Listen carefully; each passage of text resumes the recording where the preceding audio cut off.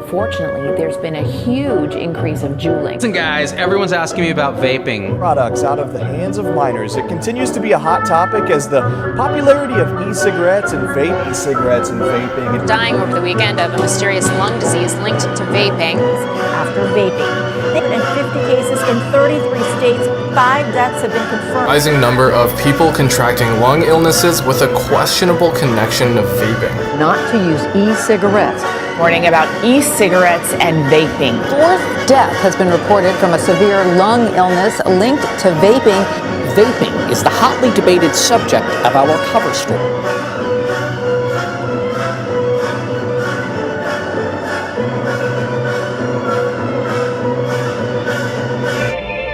Vaping, juuling, whatever you want to call it, has garnered a lot of media attention recently due to its connections to health-related illnesses and even death, as multiple of reports have come out on students younger than 18 dying. But let's get the facts right here. There is another part of this that not many people are talking about, and it hasn't garnered the media attention. And that's why I gave the title of Scapegoat. Now let's get the facts correct. Vaping is less harmful than smoking, but it's not safe. E-cigarettes have put flavored chemicals you don't even know of. So there are a lot of things wrong with vaping nicotine products. Research suggests that vaping is bad for your heart and for your lungs, as it has huge strains on your blood vessels. It is also very addictive. One Juul pod has as much nicotine as a whole entire pack of cigarettes, which is a lot of nicotine, as kids are smoking multiple pods a day. Now, why call juuling the scapegoat? Well, there's one perfect explanation. THC dab pods. So what are THC pods exactly? Well, THC is a component that is used for cannabis users to experience a high. So many people use things called dab pens or THC pods or whatever to smoke cannabis.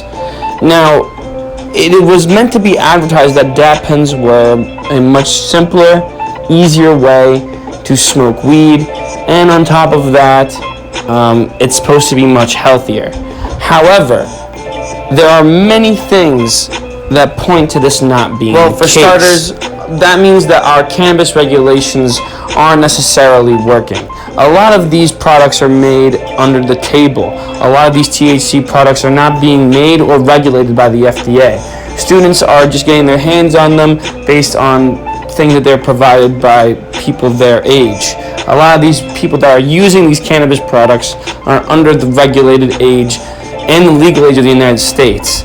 So that means that there's no way of regulating it, and it's not working in this case. And as this trend of THC users of the younger ages experiencing lung-related illnesses started to arise, college researchers took a deeper look at what these THC products have. College researchers came to the conclusion that based on the heating of the coils that are used to inhale these THC products, the heating of the coils and the heavy heated metal caused from mycotoxins, which are small little fungi and bacteria, to form in our lungs due to the inhaling of it. And as a result, it's not that pretty. A lot of these students don't report that they take these THC products and only speak upon the fact that they're taking Juul.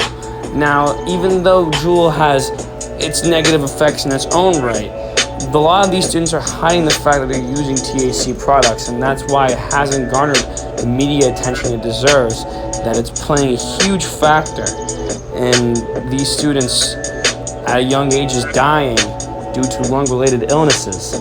The bacteria is forming, fungi are forming in these kids' lungs due to the high intake of THC cannabis products. And these cannabis products are not meant to be vaporized and smoked in that way.